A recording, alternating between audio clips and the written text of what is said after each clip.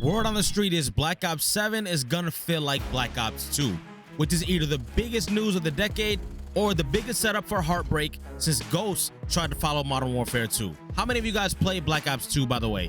I know that was over a decade ago, but I am still very curious. And while you're at it, let us know what your favorite Call of Duty title was. If this is your first time here, welcome. And if you're returning, welcome back. Feel free to light up the comment section as we go along. Now, Treyarch developers may or may not be out here whispering sweet nothings to the community like, yeah, we heard you like Black Ops 2. So we kind of sprinkled some of that seasoning into Black Ops 7, which sounds great. Keyword, sounds great. To be honest, it seems like they've been trying to recapture that Black Ops 2 era lightning for some years now. And so far, it's been more like Whack Ops than Black Ops. But let's keep it a stack though.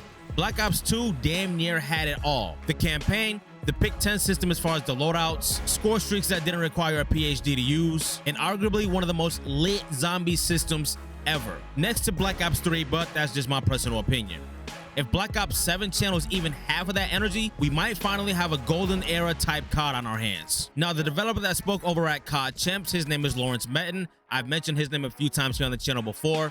But Lawrence Metton told fans at the Call of Duty League Championship over the weekend that if you love Black Ops 2, especially its competitive side, you're going to have a great time with Black Ops 7. He also mentioned that jumping 40 plus years into the future gave the team creative freedom you'll feel on the maps, weapons, gear, and core gameplay, promising that familiar Black Ops 2 competitive vibe. Now, when Lawrence Metton made that statement about Black Ops 2 fans, what did he really mean though? If you ask me, it's most likely a marketing gimmick. Ever notice how developers put way more juice into the marketing than they do the actual game?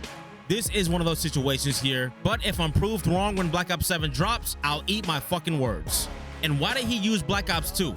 Because generally speaking, when the COD community is talking about what the top 5 best CODs are of all time, the public typically agrees on these titles right here. Now at number 1, we have Call of Duty Modern Warfare from 2007, Call of Duty Modern Warfare 2 from 2009, Call of Duty Black Ops 2 from 2012, Call of Duty Black Ops from 2010, and Call of Duty World at War from 2008. Now, of course, he's gonna say Black Ops 2 because to the public, Black Ops 2 is the best Treyarch title. Again, I think it's all just marketing to keep it a bean, but I also want to talk about the competitive scene here. Hopefully, this is where things actually get good. Let's pretend cheaters aren't a thing right now, and even more importantly, let's imagine that cheating is at an all-time low when Black Ops 7 drops. I know it's tough, but try your hardest. Now, League play in Black Ops 2 was a standalone competitive mode, kind of just like it is in Black Ops 6, where players completed 5 placement matches, then climbed divisions from Iron to Masters based solely on their win-loss record, with all weapons and attachments unlocked from the jump. And with the system we have now, obviously you start in Bronze, and then you'll go ahead and climb up the ranks according to your SR, not your win-loss ratio. I'm kind of torn on this. I don't know what system I like better, the SR system or the win-loss ratio system. That's a tough one though. I'm not sure which one I'd rather have. Maybe for Black Ops 7 we can continue using the SR system, and maybe after this year or maybe Modern Warfare 4 we transition back to the old system, or maybe something completely different. Let us know what you think though. But as far as the maps, we all long for the simplicity of the 3-lane maps like Raid and Standoff, hence why we saw them in Cold War. We've been begging Treyarch for that clear-cut ABC flow for so long that I'm almost 30 now. This is sad. You're like an old panda that's gonna get put down at the zoo. With Black Ops 7 tipping its hat to Black Ops 2, hopefully we get these crisp, predictable lanes that let strats shine instead of random building mazes. It's like swapping out a silly-ass IKEA dresser for a trusty toolbox. Everything is where you'll need it. And yes, you'll still get roasted for camping mid, but if the maps go back to how they used to be, at least you'll know exactly where mid is. Suddenly, rotations feel purposeful again, not just frenetic and constantly having to watch your back and do freaking 360s the whole time. And this isn't even only for Treyarch. This is for Infinity Ward and Sledgehammer as well. We've been ready for that old school 3-lane tour. I don't even know why we stepped away from this. And the modern maps sometimes feel like they don't belong in COD, but some other game like Battlefield or Delta Force or some shit. Too many angles, zero structure, just a shit show to keep it a stack. The 3-lane design kind of minimizes that brain rot type feel, if that makes sense, giving both offense and defense breathing room in those competitive modes like Search and Destroy, maybe Control.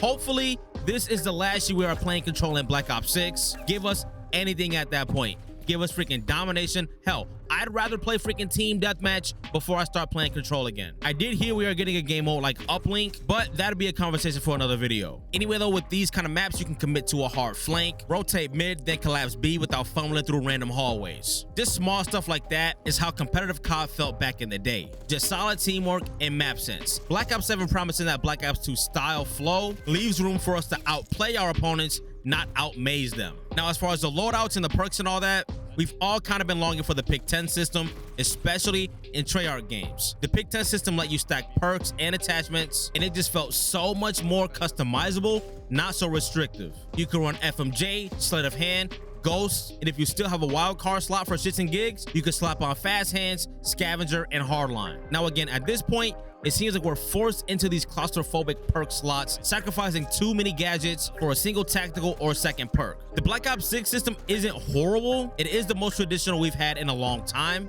but if Black Ops 7 revives that Black Ops 2 flexibility, I would call things a W, no doubt. Obviously, in a competitive world, things are going to be a little bit different, as they should be, but let's say even sacrificing a couple of more attachments for dual wild cards, maybe even pro perks. Again, not in comp, I'm gonna make that explicitly clear. Black Ops 2 and Black Ops 1 as well, those both seem like games where we could 100% make the game our own. Crafting loadouts was like its own competitive art back then, and I am personally itching for that again. I don't know about you guys though. I've been itching for that to come back more than our teammates trying to top frag every single game in rank play. Hopefully we can get our hands on something similar. If you ask me, wild cards were the real MVPs in Black Ops 2.